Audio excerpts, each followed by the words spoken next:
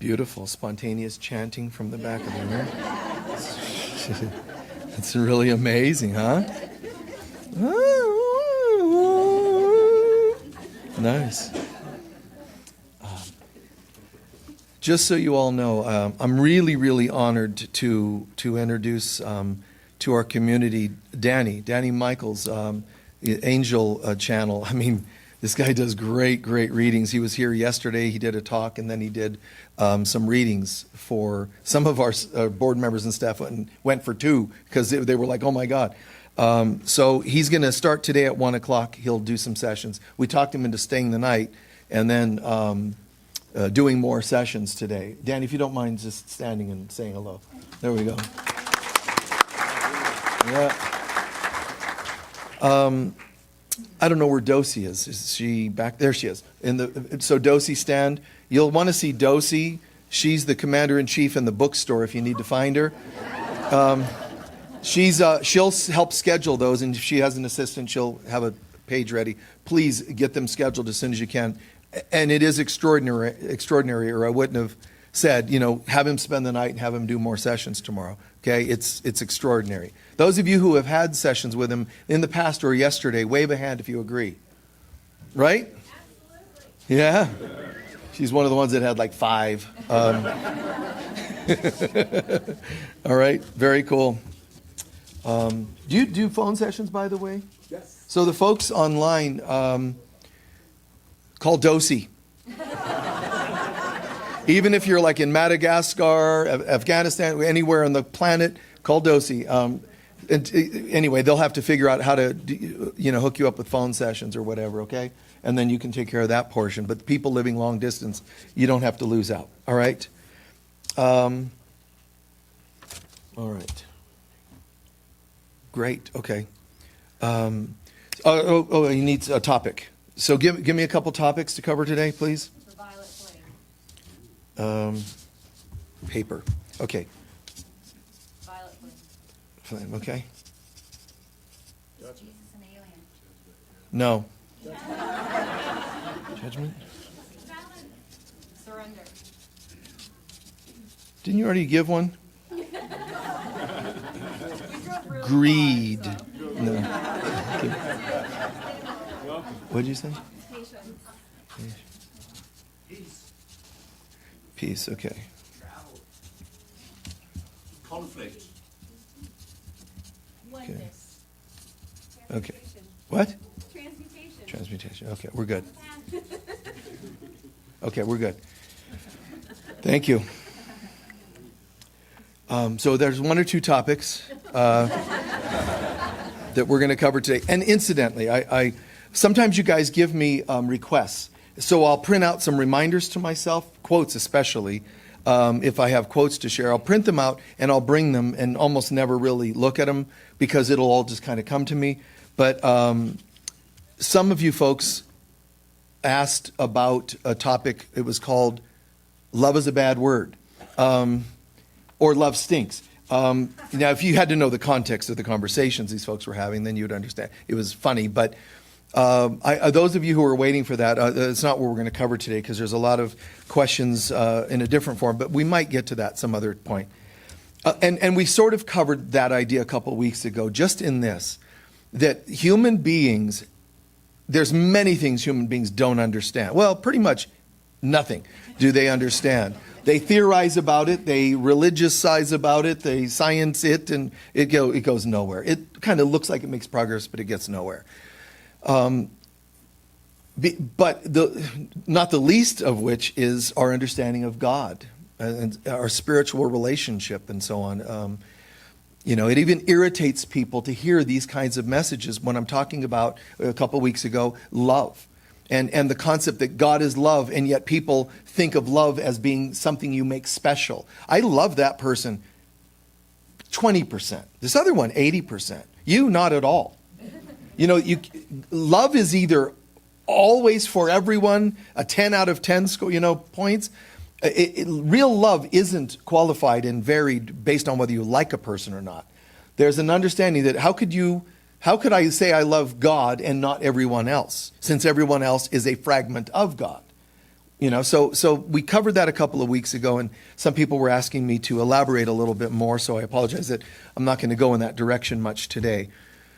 But it also came up, somebody used the word hologram. And when I heard them say hologram, which I've used the word many times, I went, hologram or holygram, meaning holiness. So I want to address some of this today. You used the word oneness, one of you, and this was beautiful. Because in a conversation just last night, this topic came up that once upon a time, even the human race, when we arrived, we were so freshly coming from spirit. The way you imagine children can still see auras when they're born, right? And then that fades. Well, the whole biology, psychology of the development of a human being is a microcosm of the human race. Meaning that just as children gradually lose the connection, we did. Does that make sense? The whole child development thing is a microcosm of the us development, or digression for that matter. So on that note, once upon a time when we first arrived, we were like children. Our conversations were syllabic almost, like words, like short little descriptions that were vibrational. We weren't describing things intellectually. We didn't look at something and go, that's large, that's small, that's good, that's bad. None of that was there. We were coming from a place like children. Children, you don't put three different races of children on a blanket and they start having opinions about it. It's not even there. It's not even there. It's not that they're overriding it. It isn't there, right? Even gender, it's like no big deal. Everything's just this kind of a different innocence. Innocence meaning we don't have our labels, and our labels come from our ego. That too gets complicated for some people. But, someone says, imagine back in Lemuria. It's not Lemuria. You're saying something, every part. Le-mu. Mu is a sound, it's a vibration. It meant something. The way some, you could say animals and even plants have communication styles. And so the human mind likes to make intellectualizations of things, and then it kind of loses the actual meaning. It gives you an intellectual left brain meaning, but you lose the feeling of what the thing is. So somebody's saying, well, imagine how beautiful and innocence. And what I've taught is such things are Lemuria. It's an age of innocence that we once lived. So you didn't have to take classes on how to live sacredly. You didn't have to take sacred cooking classes, sacred sex classes, sacred parenting classes. There wouldn't have been any other option. So it's just sacred living. Just let that land, sacred living, it covers it all. And that's how we once were. And sadly, we sort of lost that, obviously. And someone was saying, well, Michael, if only you could do it, and if only we could. I said to them, and it sounds harsh, I said, it wouldn't work. I could write a book about it. I can do a YouTube thing about it. You hand people sacredness and they start chopping it up again. You could have everybody have a sacred meditation as soon as we leave, and some before we leave the room are going to go right back. Does that mean I think that this is all futile? Yes. No, but do I think it's all futile? Well, honestly, to a degree, yes. You cannot fix the world with the mind that messed it up, as Einstein puts it. You can't. The human intellect can't fix what it's done. So it's going to, unfortunately, it's going to take a bit of shake, rattle, and roll to get people to break out of their trance. And I mean literally. Literally. People will need a pole shift and changes on the planet that will literally break them out of the trance they're in. Just like this. This, hey, wake up. Just like that. The attempt to gradually, hey, I have an idea. Why don't we try growing back to our innocence and clarity? And in fact, I have an idea. Let's take 1 billion years to do it. And we thought that was a decent idea. Do anybody want to second the motion for 1 billion years, a second, third? Nobody stopped to go, wait a minute. Why do we want to wait 1 billion years? The ego infiltrates everything. So even when we said we need to have a journey home that's going to take us back to who we really are, the ego said, first of all, it doesn't want you to have that thought. But if you're going to have it, it says, I agree. How about 1 billion years? So you guys can take your time. Because I really want you to take your time. Like people in the roundabouts of Sedona. Take your time. Snap some photos. Move. Just go. So, God's like, now, go. Ego's like, chill. This isn't a healthy chill. This is passive-aggressive behavior. But anyway. So the ego likes to mess these things up. All right? And that's all it can do because the ego doesn't want you going home. Well, is the ego evil? The ego doesn't exist. It's actually an illusion we've made up so that we could get away with not taking responsibility. So the solution is take responsibility and choose again. Go home. But if only everybody was acting sacred again, they can't. You have to see them sacredly. It's not going to happen. The theories that other people had. We're all evolving and it's not going to work. Because even if you start somebody from scratch and say, you have only one issue, you're going to go in the earth plane and work that out. By the time you leave, you got 3. The one you started with and then your mom and your dad, for example. Or whomever else. Both husbands, both wives, You're just picking up baggage. The world tells you, the ones that are into spirituality tell you that we're spiritually evolving and we're going to wake up. We're all ascending and this is going to happen. And to a degree, it's true. To a degree. But mostly, how do you wake up when you're already perfect but forgot? It's healing amnesia. How do we fix that? You have to own, first of all, that you have amnesia. If you claim that you're wonderful as you are, you're not owning that you have amnesia and you can't repair. If you think you're as good as you get, you're really in trouble. It gets better.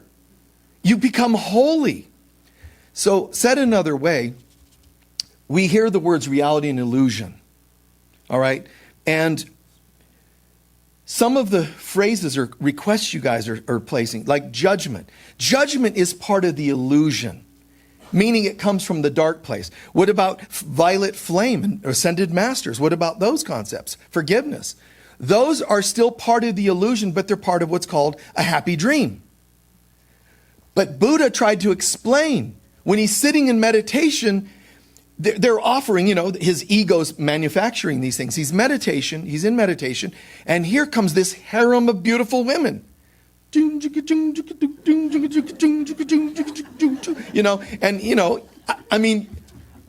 hope he at least cracked a smile. But he sat there unmoved by it. Why? Oh, he's fighting against it. Guys, then that means there's an evil to fight against. What did he do with it? Nothing. You know why? Because it's not really there. If nothing else, more than any other teacher before Jesus' time, and since, for that matter, other than Christ consciousness, Buddha got one important message, which was, this is a dream. Which is why when they said, are you the Messiah? He said, no, I'm just awake. What does awake mean? Awake is opposite of dreaming, sleeping. So some people are sleeping, and in the sleep, they're having a nightmare. That's the average human being who has lack, disease, or whatever else. That's part of a nightmare. Which is not the harem that comes in dancing. Buddha also saw arrows being shot from all the evil forces, and these arrows are about to strike him. Nothing. Why? Because there's nothing to fight. It's not like he said, and then I put up a cloak of white light to shield me against the evil arrows.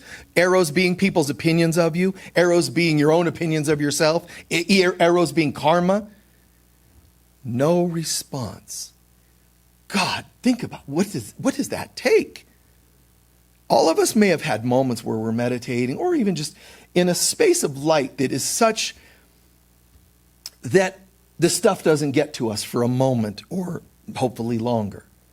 But to really get it means when Jesus walks on water, he doesn't have to do it with effort. He doesn't have to go, okay.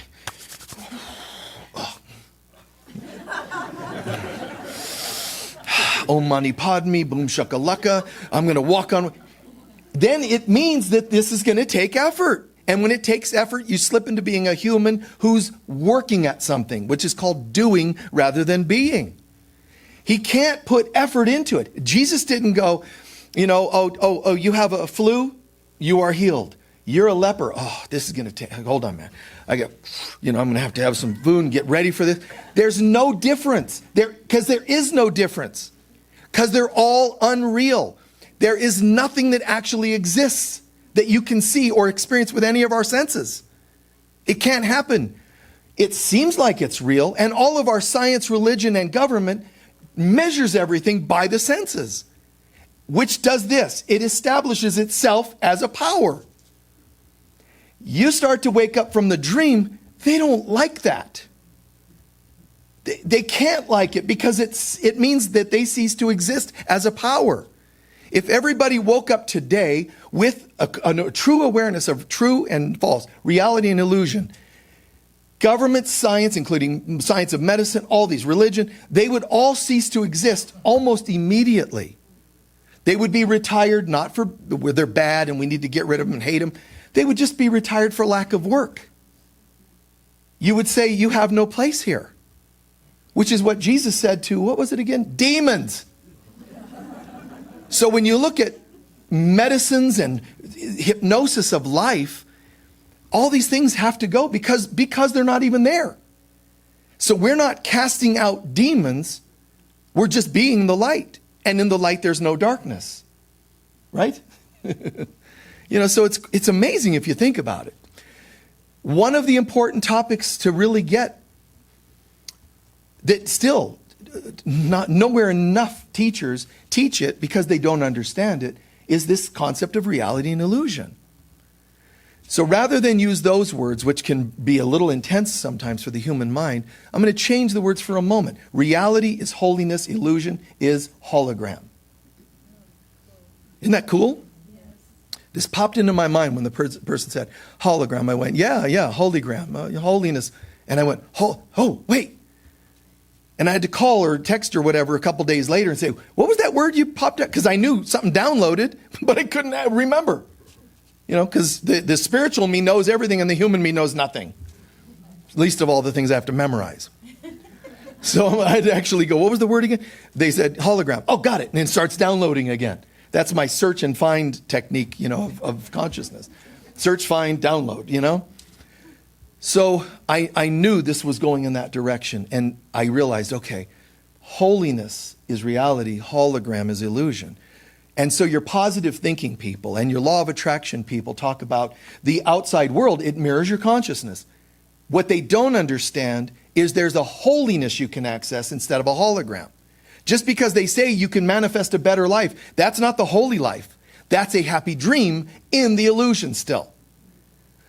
If you're still relying on the hologram, which is a pseudo-hologram, but it's this thing called a hologram, this third-dimensional human experience, if you say, but I went from no prosperity to great prosperity, so that means that was the spiritual. No, it wasn't. It was spirituality like halfway there. You went from a nightmare of poverty or sickness or relationship arguments or whatever to a better life. That's good news. That's halfway home. But that's the happy dream. It's just a happy hologram. Happy hologram to you. You could walk around with that. Happy hologram to me. Okay? Your partners bother you. Just start singing happy hologram to me. It's a positive way to end things. Anyway, I'm kidding. So, do I want just a happy hologram? Most of us have said yes, and we follow beautiful teachings like law of attraction. There's something else, holiness. In my holiness, I don't even need a happy hologram because I've just gone, it's a completely different vibe. It's like going from like a really dense vibe to it's nicer. But then there's else to completely somewhere else. That's right. Yeah, it's still reverberating from the gong and whatever. Isn't that amazing to think of it this way? Of myself, I am nothing. No, life is, terrible and you have to accept it. That's the nightmare that some people live under. Well, you just have to accept. You just got to deal with pain and suffering. The nightmare. But there's another way. Happy life, prosperity. So we use techniques. We use herbs instead of medicines with side effects. That's happy dream. That's not home yet.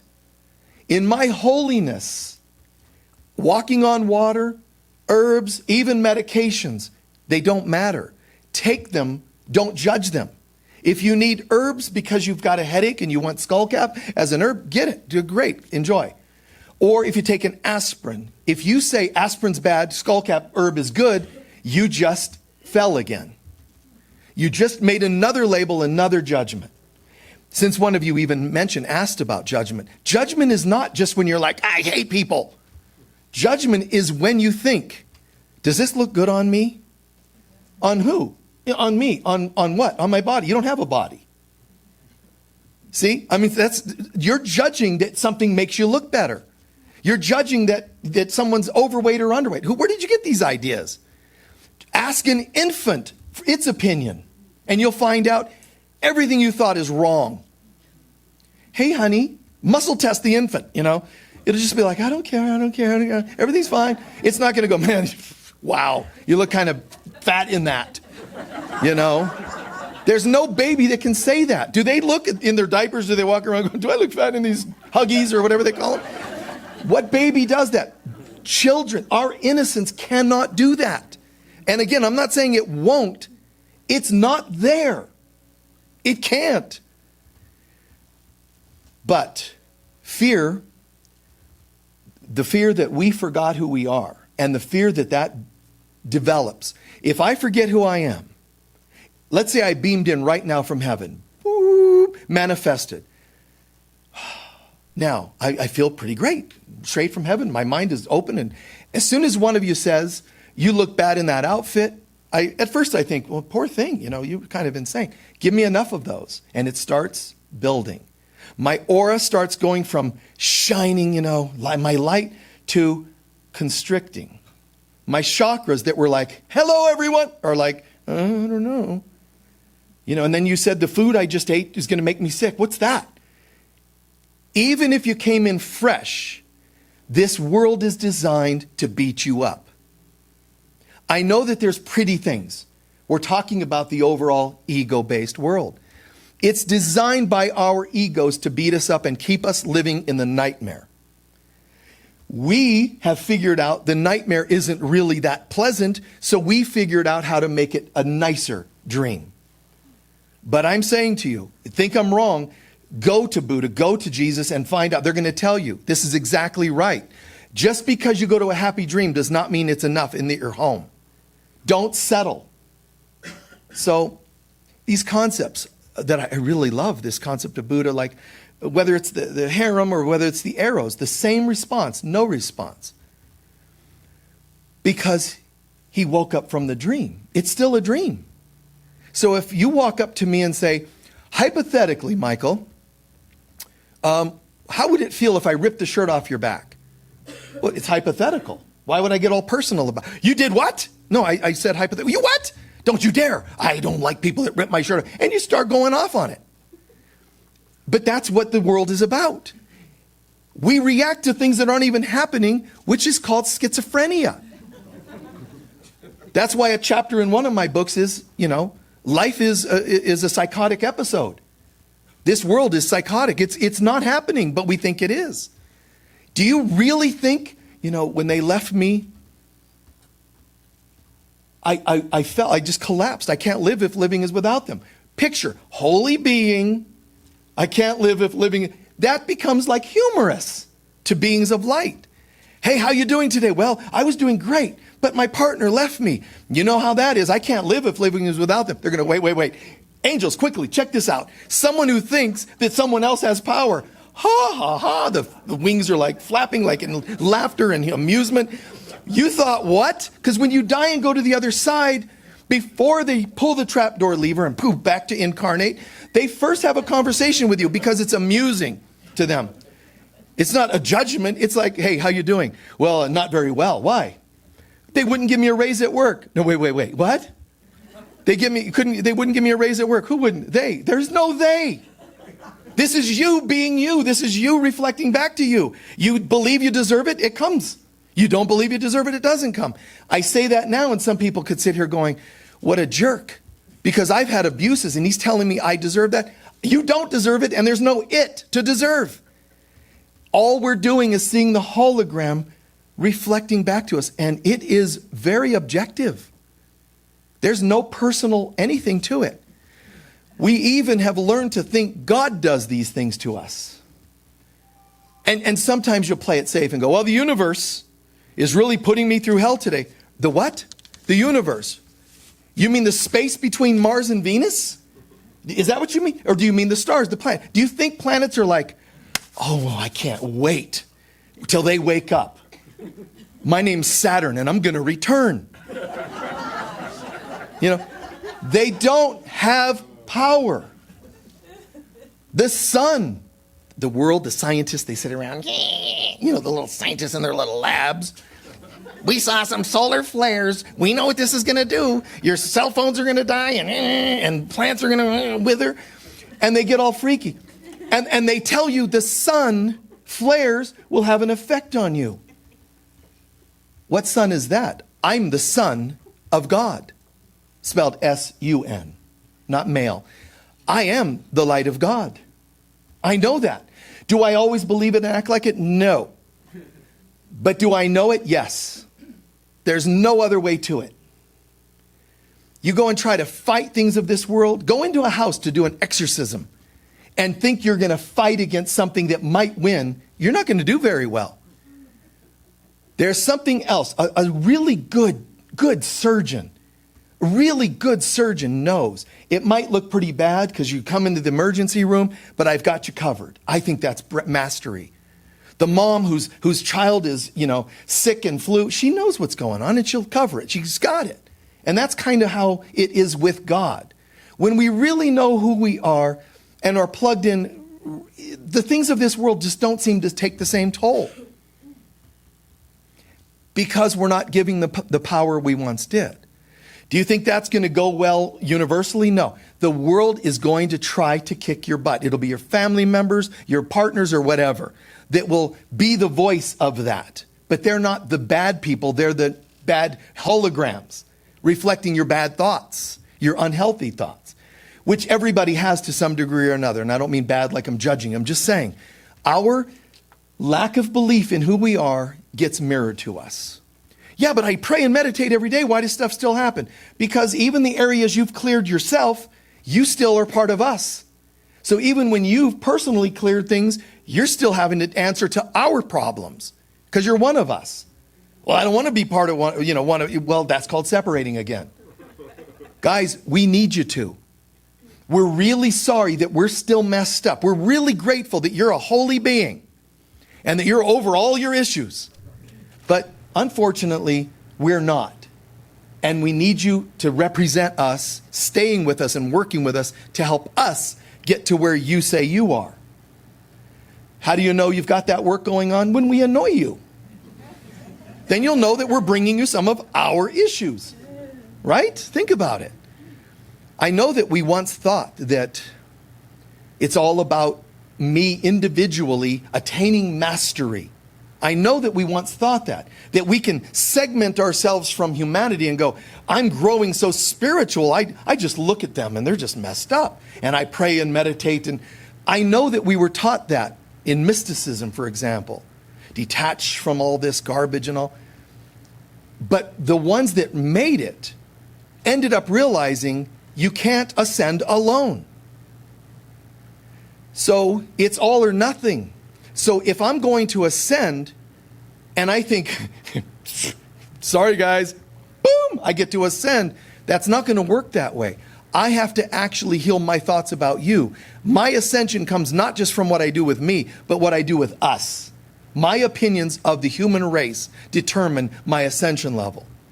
I don't get to ascend and say, wow, pretty bad to be you people, huh? Maybe 20,000 more lifetimes and you might catch up to me somewhere. It doesn't work that way. I can only ascend based on my opinions of you. And that is frightening. Think about those words. Well, wait, you don't mean my ex. You don't mean my father who did such and such, or my mother who did such. Everybody. That's why going back to love. The love isn't for people that are nice. Because eventually you're going to be annoyed at them for something. Right? So the love has to be unconditional. If it's truly unconditional, it's full volume for all people all the time. Do I always feel that full volume? No. Own that. And say, you know, today I'm a 3 on a 10 scale. My love quotient for people, wow. I woke up as a 10. Then I saw some of you. You know, as soon as I ran into a couple of you, it was like, wow.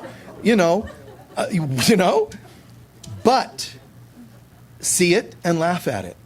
God, I woke up and I was a 10 today. It's the weirdest thing. I woke up, I was a 10. And then that person that cut me off, they actually dropped me to an 8. And then the person at work, it took me to a 6. You see? And then some memories of my past, boom, boom, boom. How did I end up a 3? Because I allowed, not what you did to me. I allowed what you did to take a toll. See it? Yeah, but can I partly blame them? You can. You just won't recover fully while blaming others. Because every one of them becomes an anchor that keeps you hooked into the stuff. Okay, fine. How about if I just go to an 8, though? Spirit will say, absolutely, honey. Absolutely. At least you went to an 8 from a 3. You can keep a little edge to you. You can go home tonight and say, you know, I got over most of the stuff that irritated me, but that one person, I'm going to keep that tonight. I'm going to lay on my bed pillow. I just wish you were dead. You know, you're allowed, but just own that that's why you're an 8. Just own. Yeah, I'm okay with that. Today I'm irritable. And it's, you just own it. Owning it allows you to have the power to change it. If you don't own the triggers, you can't change them. You'll be waiting for someone else to be nice enough to earn the right to take your numbers up again. And I don't advise that. Because the ego in most people has no intention of doing that. Okay? So, to break free, as we could word it that way, the concept of the violet flame, the concept of the sword of Archangel Michael, those are symbols. If you've ever seen altars that have a dagger, the symbolism is, and the violet flame, is about purification. It's cutting cords. When you do these ceremonies, it's about cutting away, whether it's in Hindu traditions, Buddhist traditions, pagan traditions, the symbols are about something. You know, some people just look, there's a bowl of water, there's a wand, isn't that cool? I can look like Harry Potter. No. What is the wand? The wand is a point because it's a symbol of your focused mind, your focused belief systems. I refuse to believe I'm anything but a child of God. That's the wand in here. The bowl is your life, the universe on which the wand is going to move its magic. So the bowl is my consciousness. And the wand is stirring my consciousness. I have a new idea. I have an inspiration. The wand that's really guided by God comes into my mind. It stirs upon the bowl, which is my life. Right? So those symbols and the knives, the daggers, the sword of Archangel Michael, the violet flame, is to burn away or cut away all the dross, the stuff that's illusionary. Cut it away. Cutting cord ceremonies that you've heard of. That's just the symbol of the dagger. And you don't want to do it in a way that's like cutting away out of anger, hatred, aggression. It's a symbol. Just even when you brush down your own aura, you're doing the same thing. Cleansing, clearing, smudging. It's all the same. Different cultures doing the same thing. Clearing oneself. But if you think the clearing is about clearing from bad, wicked humans, it seems that way. But it's also actually, when you're cutting cords, cut not just the cords from other people. Cut your opinions of them. Okay? If people, because you say people have put cords in you, they only have cords that you threw out to them. Okay? You know, we do that. We get this, we develop a cord, we sit and knit it. We, sew a big cord, long rope. We take from, whatever form, cannabis or whatever else we've got laying around. And we weave a long rope cord, and then we go, achoo. act like it wasn't us. Next thing we know, someone's pulling on us. Your mother, you really shouldn't marry, you shouldn't do this, and you don't divorce, Or it's your partner. What are you, going off to your witch coven again today, And somebody's always got opinions, and they're pulling. But why did you throw them the cord? I would never do that. Really? Let's look at the Akashic records. There you are. Stitching the rope together. I'm usually not like this. If you guys are guests, it's usually very straight. Anyway, they laugh when I say that line. Yeah, he's usually like that. So, to cut away from the hologram of pain, the limitation, it's okay. It comes from healing.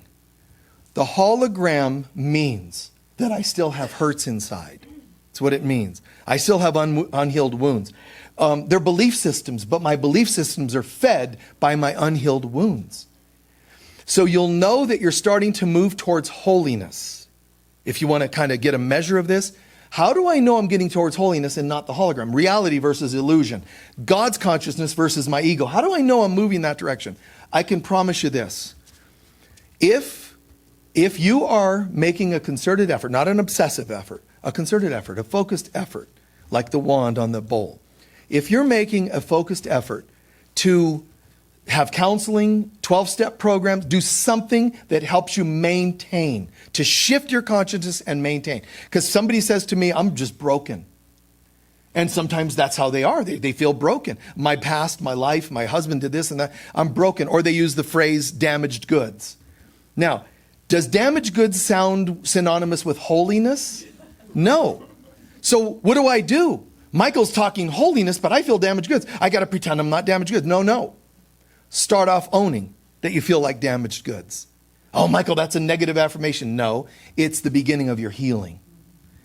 So you have to sit and breathe. Yeah, God, horrid history. Whether it's compared to your friends, it's not so bad. Don't compare. Yours is fully yours. If you had only one hurtful thing happen or 1,000, it's fully your pain. And you start off going, okay, this thing has an effect on me. All unhealed wounds, whether you know it or not, have an effect. They have an effect on your learning abilities, education. They have an effect on your relationship with God. They have an effect on the way you breathe, believe it or not. All of the unhealed wounds are taking a toll. When you start getting body work, when you start getting counseling, you're moving in the right direction. So don't ever let your ego tell you, I'm still broken. Wait, you said that 10 years ago. Well, yeah, because I am. Yeah, but you started counseling and body work 10 years ago. So you're not soaking in the effects of that work. You can say, I felt broken and I'm now in the healing process. That's accurate. If you diss all the work you've done and still claim brokenness, something is wrong, and it's very wrong. Something is very, very wrong. You're now abusing yourself. We're not even talking about what others did. Now you're on a path of self-abuse. I know it's what happened. And it's not happening right now. I used to have people inappropriately touch my body, and now I have healers gently, lovingly do so. I used to have people that would, I would have to put up armor, put up walls to protect myself. Now I can hug people. That's progress. That's not a damaged person. That's a once was damaged. But do you want to use that as your affirmation? So you'll know you're moving from unholy hologram to holy hologram, to holiness. Holy hologram means you're reflecting some better lifestyle. Unholy hologram, holiness. Complete holiness. You'll know you're moving from 1 to 2 because all things move through 3 stages. The beginnings, the work, the stuff you got to look at, and then very few people get to that 3rd stage of life. 3rd stage of relationship, 3rd stage of consciousness in anything, even life's tests. Even the dark night of the soul. I have a life, it fell apart, dark night. And then, do you make it to the light at the end of the tunnel or not? I'm broken. That's not going to the light. And you might be dragging yourself. You might be your own Saturn return, taking yourself back to stage 1 again. No, that's not where I want to go. I'm going to own that I've done some work. It's not always pleasant work. I've cried, I've vomited with counselors and memories and journaling, and I've got 6 journals of stuff. Good. What that is it's processing out. It's a big sigh. All your processing, crying, and all those things. It's like a big sigh. If you heard a baby let out a sigh after whimpering in pain of some kind, do you judge it for the sigh? No. Good job, honey. And you want to encourage it, when that child is growing especially, you want to encourage it to own and accept all the good that it's done for itself. And the same as each other. If you have family members or people in your life that say, you've been doing that holistic stuff for 5 years now, and you still seem just as annoying as you used to. It's not helping. You will have people that say things like that. If I hear that, I need to sit with that for a second. Instead of going, how dare you? Sit with it. Because they're the voice of your ego. Do you want to let that voice be brushed under the rug and pretend it wasn't there? Why would you do that? Because you're afraid it's true. Sit with it. It might be very hurtful and selfish and inappropriate. So you might say, thanks for sharing. I have some things to do. And get away. Get some space. Sit with it. You might shake, you might cry, you might get angry. Sit with it anyway. They said that I'm not making any progress. Is it true? Do I feel any better? No. There might be answers inside that say, no, I hate as much, I judge as much, I react as much. It could be true. Unlikely that it's true.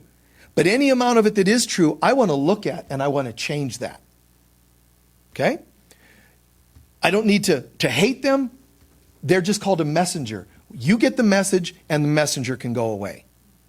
If the person persists on saying the same old things to you, I know, I was on medication and you have to do it for life. Well, I heard that as you heal, you don't have to take as much medication for this or that. Oh, no, that's not true. Look, here's the magazine. AMA Journal says you'll never get off that drug.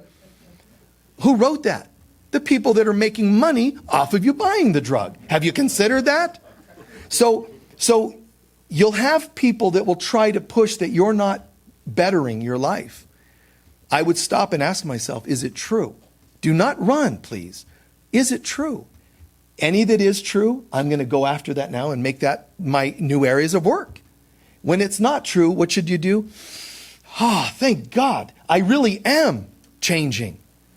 Why would I go to massage to better my range of motion if I have no range of motion after 3 years of massage? Get a different massage therapist. Try a different technique of massage. Or lighten up yourself. Don't make it all about their technique. It's like, if you just lay there going, when is this going to be over? That's not helping. Right? I mean, there's also just, when you lay on a table, that happens for me. When I lay on a table, I already start to feel stuff. The body just dropping in. I can feel joints, and all that stuff happening. Some people can lay there and stiff as a board and nothing gets through to them. When you get readings, guys, don't just wait for the reader to change your life. What are they saying? Take some notes, absorb, and make some changes. Let everything be high quality in your life. Everything. When you go test drive cars, actually do it. Check out the car. Take responsibility. Change what you can and accept what you can't. And not everybody can hear these things. It's not time for them to hear those things sometimes. Ego, fear, and so on. We've all been in that moment of not being ready yet to hear that. So just see it and move forward. Just continue moving forward. Jesus puts it another way. Get behind me, Satan. It means the voices of hesitation, garbage in any form, go over here. I'm going to the light at the end of the tunnel. So all voices to the contrary, just say goodbye. Our past, the broken self, that's the life I had of suffering, limitation. Believe it or not, it's not just physical pain, emotional pain. Remember this. Even your beliefs that your finances can be limited is a wound. It's an actual darkness. It's a dark belief. It's a demon of sorts. So we change our consciousness and everything around us starts to change. The hologram means that there's a projector. The hologram means there's a camera projector type an object like that. Does that make sense? A hologram doesn't just act out itself. Something has to shoot the film onto the screen. So when I'm saying hologram of a darkness, hologram of a better life, a lightness, the hologram is still coming from our soul, projecting onto the screen of life. Make sense? So I love that concept of Buddha, the no cares of this world. And looking again at some of your questions, back to that concept of oneness again, it's not something that you accidentally find. Buddha didn't accidentally find his enlightenment, his insights. This is when we're dedicated and have nothing else that interests us, then we get somewhere sooner. When we have no interest in the distractions that this world can offer. That doesn't mean that you're supposed to just completely walk around trying to act holy. Only wear white, only wear amethyst, only, and really, really spiritualize yourself. That's act. That's still action. You could be wearing the dirtiest grungy and still have it together in here. So I'm not talking about your behaviors becoming all spiritualized, which you get in Sedona. You get in, places that have this pseudo-spirituality. You come to Sedona and you realize, oh, Sedona, it enhances things. So whatever was egotistic becomes egotistic squared. Whatever was fear, it's fear squared. It's not like you just, God, I just arrived last night. I can't wait to go to Whole Foods and find my twin soul. God. You just find pseudo-spiritual predators, or whatever else. Whatever you're used to finding, it's just going to ramp up. Even the false, hey, what sign are you? It's even that, the people that look nicer, even the glam look is just enhanced. They can fool you even better because everything gets enhanced here. And people collapse. They go, I've been here 2 years and my life's falling apart. Yes, I'm going to predict this. If you come to Sedona within the first couple of years, you're going to go through hell. Almost all of us. Because first you got to get here. And it's almost like the spiritual vibes here go, let's let them rest for a minute. Let's let them think this place is going to change their life. And while they're doing that, they're gathering wood to put under your feet. We need more. No, this person's spiritual. Bring a lot more. Oh, we just found out they're a healer too. More.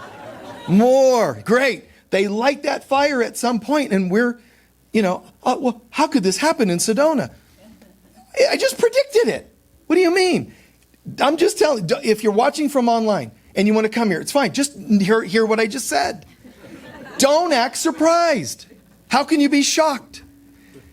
I was shocked. Nobody told me. I was like, wow. It wasn't. So I'm glad to be able to be a person who gets to tell people what I wasn't told. The spiritual path isn't all just bliss bunnies and unicorns. The spiritual path involves being purged. It really does. Meaning you have to look at your stuff.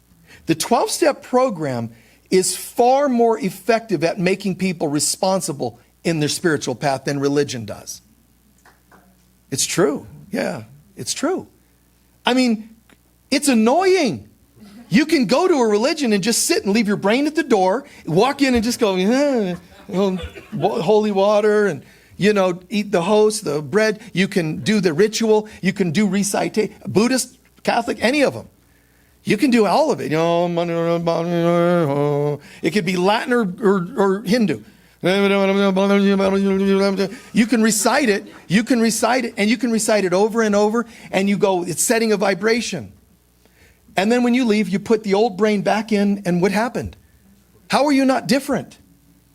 Right? How are you not? Your children should be at home going, you're glowing. That's what they should say instead of, God, Dad's home. It should be like, God, we can't wait. Have you noticed that Dad glows when he comes back from the Buddhist temple? Have you noticed that Mom glows when she comes back from her 12-step group? She's like, responsibility, I got it. And if I'm responsible for what I did here, I guess I'm responsible for where I go tomorrow. And choosing a different path. That's not the way most of the time that it works. So I've always believed that, the program, because you don't just talk it. You are not even just asked or encouraged. You must do the program steps. You are going to be asked to look at yourself and do an inventory, right? And people are going to be like, well, I was going to a Buddhist temple. I was going to a spiritual, a New Age temple. I didn't hear anything about I have to look at myself. How come they didn't ask me? They did. When they talked about the violet flame, that's what they were talking about. Look at your garbage and cut it away. Purge it. Clean, clear. But, you know, humans don't want to get it. So last thing I'm going to share. Hell. Nice intro, huh? My life is a living hell. You've heard people say that? Why? Because hell isn't just a place you go to after you're alive and then pass away. You live hell and heaven right here. Every bit of love is heaven today, living heaven. Every bit of resentment and unhealed wounds is living hell. It is. On the other side, oh, I don't believe in hell on the other side. If you have hell here, you've got it on the other side. It's just a more intensified version. It is. The astral plane has one of the dimensions in the astral plane is a place called hell. What is hell? It's very simple. It's a place that you live and feel all of your regrets and unhealed wounds. All your shames, regrets, and unhealed wounds. Heaven, bliss. It's the reflection of your gains, forgivenesses, and so on. Heaven is experienced here as well as on the other side. People think they die and they get to go to heaven or fear going to hell. It's already here. Everybody that cuts you off and flips you off, they're a demon in hell. And everybody that you don't like is a demon you need to deal with. So how do you get out of hell? By not having hellacious consciousness. It's a different consciousness. Do you need to fear hell? You need to deal with your stuff. So humanity has been taught about hell. Now in the Far East, it's not hell, it's reincarnation. People don't understand. Reincarnation is a Hindu, or Eastern rather, version of hell. You didn't get it right, you got to go back. In the West, it's you didn't get it right, you're going to burn. Both places, you're going to suffer. Until you don't. And today I choose not. I choose the light, the love of God. I get it. I plead insanity in the spiritual courtroom of life, and I'm free. Because the judge the objective judge at the in the courtroom says, how do you plead? When you say, I didn't do it, you don't think they've heard that? That's like telling a cop, I didn't speed. What do you mean you didn't speed? Your hair and your windows were up and your hair was blowing backwards because you were traveling so fast. You know, when your face starts to do this and your windows are up, you're probably speeding. Well, I don't remember speeding. Thank you for sharing. You know, so when you say it wasn't me, that's not going to help. When you say blame them, blame someone else, you're going to still suffer. When you say, oh, was I? I didn't realize it. Plead insanity. The court of God has to throw out all cases against you. It does. It has to throw out the court cases that you have with exes. I have a contract. Call it a marriage contract. And then if they're spiritual, they say, I have a soul contract. It's a soul contract. It's spiritual. It's a contract and I don't want any of them. Get out the spiritual shredder. I just plead insanity and I'm done. This isn't for me. Wow, weird day today, huh? Anyway, please understand.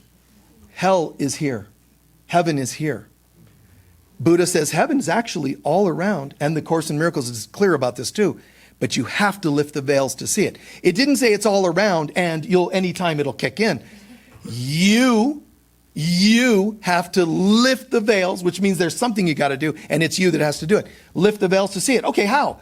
Oh, well, there's some special chant, Om Mani Padme. No, because if you're done with the Om Mani Padme and you still don't like me, something's not going to lift. Lifting the veils means I have no opinions. I retire, bless you, all of you, from the roles I gave. I liked you, I didn't like you. Pfft, what's that? Laugh at it. Lift the veils means I'm awake. I get it now. I'm going to ask you to take a few centering breaths.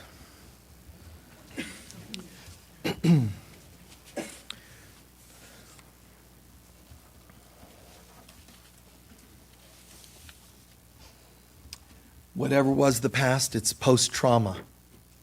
Post means past, gone.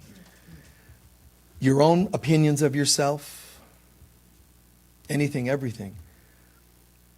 Post-trauma. You're not damaged, but you do feel post-trauma. So I'm going to ask everyone to go through a brief meditation. Look back through your life and imagine one or more times when you committed a random act of kindness.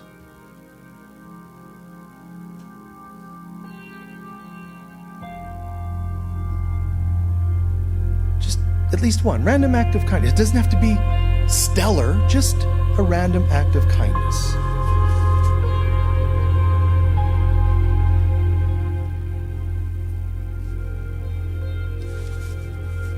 Try to remember who it was, what you did,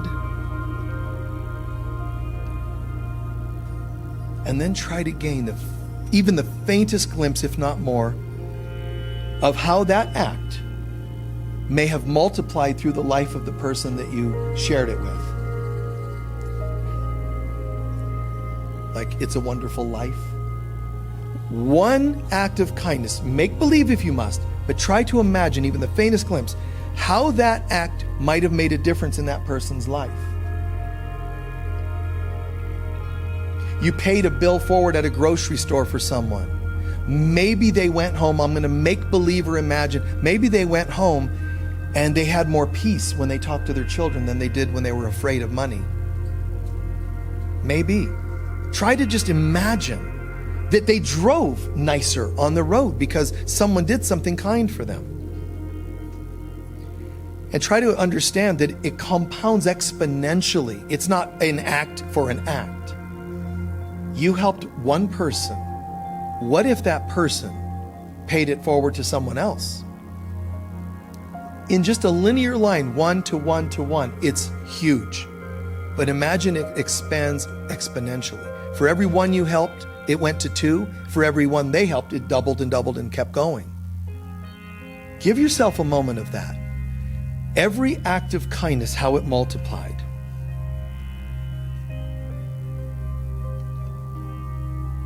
And please soak that in. But definitely understand, the truth of the matter is you will not be able to keep track of how much good came from it.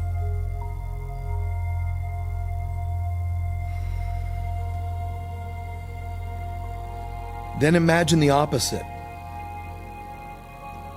Shift gears for a moment. An act of selfishness or hurtfulness that you've ever done, anywhere. Think of one or more times a person or a situation that you've acted selfishly or hurtfully, and how it had exponential effects. Make believe for a moment.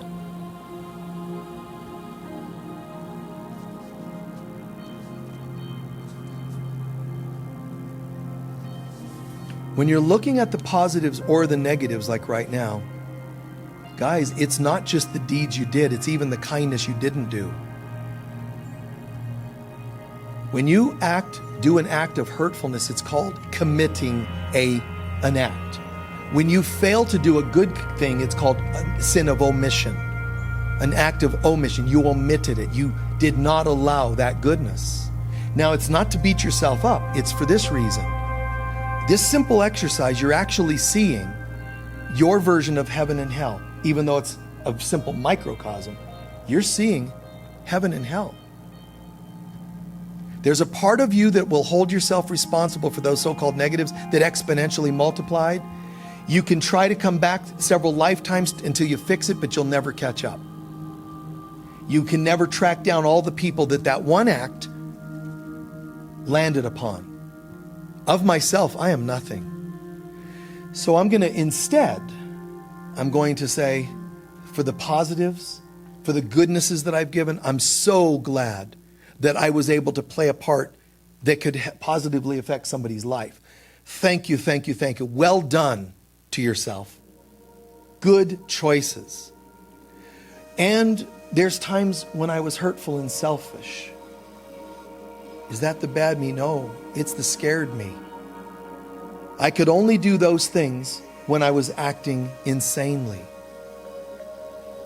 And we were told the answer to that, forgive me, I knew not what I was doing. And you can change the frequency of it. Lastly, right now, go back and see the things that you did that were selfish and hurtful, and see yourself doing them differently. Even though history you think you can't change, you can. Go and see it differently. Imagine you responded differently. See yourself acting as kind as an angel would, and then you're becoming more like an angel.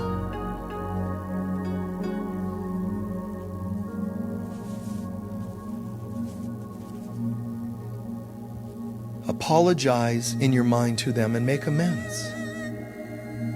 You don't have to hunt them down and do it literally. Just do it in your consciousness, because everything's consciousness anyway. On some level, those people will hear and feel a change from you. You don't have to send them a card to tell them what you've done. If that were needed, then fine. Everything's okay. I am as God created me. And I choose and will to be the Christ on earth. I am absolutely as God created me. All else has been a nightmare or a happy dream. But I choose not happy or sad dreams, but total awakening in God. I choose not to settle anymore for anything. There's no need. But I do know that it's one day at a time. My healing process will not always be an instantaneous, boom, I'm holy. I understand it's a day at a time. And whatever is my challenge that I haven't healed yet, it will be placed in front of me to look at and work on. When it is, now I understand not to react the way I did. Not to blame, shame, deny, to own, surrender, and replace. I own it, I give it to God, and I replace it with my holiness. And my cup runneth over. Oh my God, I feel so alive, so light. I can just shine this light upon everyone. And they all openly receive it. Now, just hear that love, love, love, love. The gospel in one word is love. Love thy neighbor as thyself. Love, holy, love. And we're going to do that with the males doing holy, holy, holy. Good. Holy, holy, holy. Keep going. Holy, holy, holy. One more. Holy, holy, love. Good. Girls. Love, love, love, love. The gospel in one word is love. Love thy neighbor as thyself. Love, holy love. Again. Love, love. Good. Louder. Holy, holy, holy. Holy, holy, holy. Holy, holy love. Again, please stand. Love, love, love, love. The gospel in one word is love. Love thy neighbor as as thyself. Love, holy love. One more time to all the universe.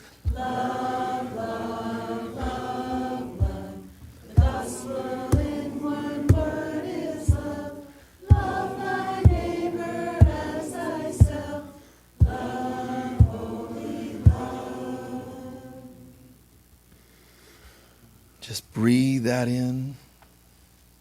Breathe it in. When you feel like you've integrated the vibration of that, just have a seat and we'll make a closing announcement. Take your time, rest. Integrate the talk, the meditation, the opening prayer. Give yourself time to soak it in.